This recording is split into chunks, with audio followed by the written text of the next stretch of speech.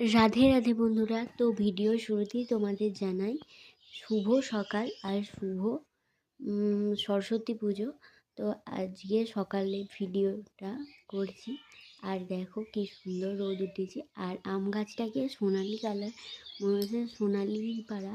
ছাদে উঠলে ভালো দেখা যায়, কিন্তু আমি এই কদিন ছাদে উঠিনি, তো তার জন্য দেখাতেও তোমাদের পাচ্ছি না। আর রোদটা পড়ে মনে হয় যেন গোটা গাছটাকে সোনায় মুড়িয়ে রেখে দিয়েছে, এত সুন্দর ভিউটা আসে। আর ছাদে উঠলে অবশ্যই তোমাদেরকে ভিডিও করে দেখাবো।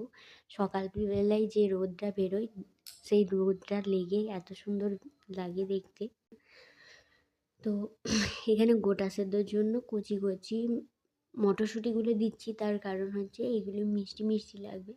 আর গোটা সেদ্ধ সেহেতু এগুলো মিষ্টিও হয়। আর বেশি পাকা মটরশুঁটি দিলে ভালো লাগে না খেতে, তাই এই কচি কচিগুলোই দিয়ে দিচ্ছি।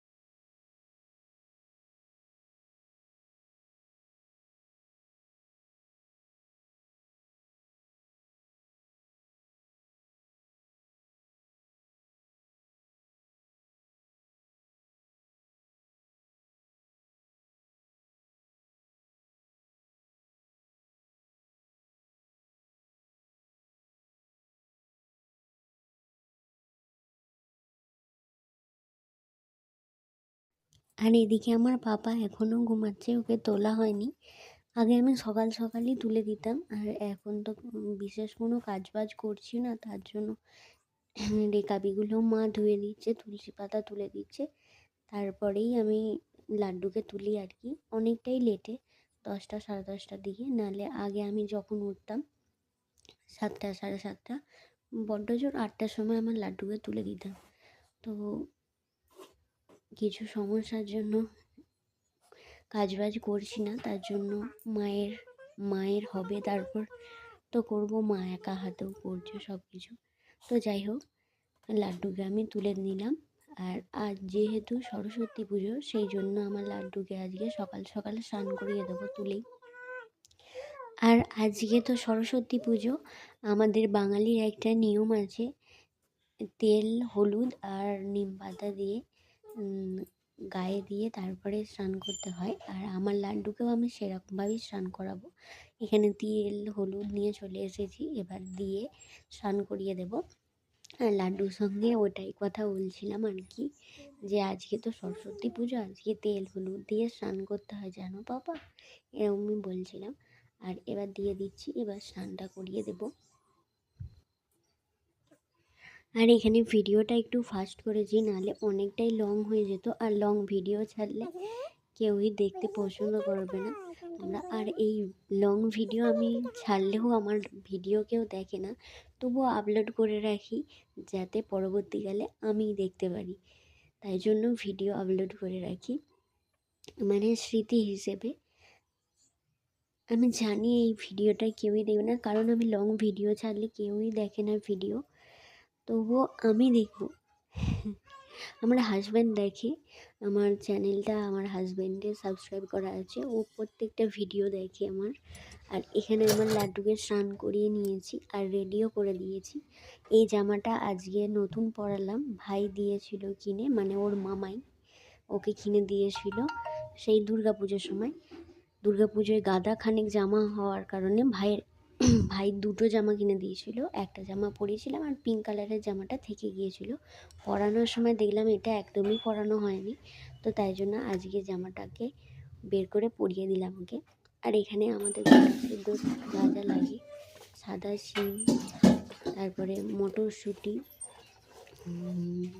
বেগুন, গোটা বেগুন, আর থাকবে আলু আর রাঙা আলু। আর এখানে এতগুলো দেওয়ার কারণ হচ্ছে আমাদের এখানে সবাই নিতে আসে রাঙা আলুগুলো, আর দু চিড় দিতে পারতো তো সকালবেলায়, তো তাই জন্যই বেশি করে করা এই রাঙা আলুগুলো, বড় বড়গুলো আলু আর আলু কাটা আছে। আর এখানে মা কলাইটা আগের দিন রাত্রিবেলায় ভিজিয়ে রেখে দিয়েছিল, আর আজকে দেবে। আর এতগুলো করার হচ্ছে তার কারণ আমাদের এখানে সবাই নিতে আসে, তো তাই জন্য তাদের দেয়া হবে বলে এতগুলো করা হচ্ছে। আর বাড়িতে মেম্বার হচ্ছে 4 জন, ও আর আমার হাজব্যান্ড তো খাই না, যা জাস্ট নিয়ম পালার মতো একটুখানি মুখে ঠেকিয়ে নেবে। আর আমি, মা আর বাবা খাই।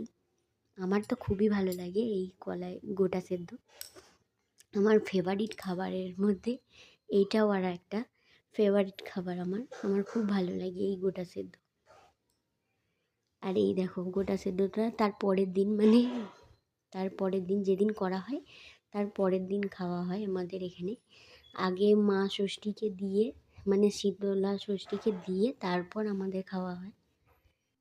আর এবছর আমি ষষ্ঠী করেছি, তার জন্য হচ্ছে গিয়ে এই ষষ্ঠীটা মানে ভিজিয়ে একবেলাই খেতে পাবো। এই ষষ্ঠী করতে গেলে এরকমই নিয়ম কিছু আছে, তোমরা সবাই জানো কম বেশি হয়তো।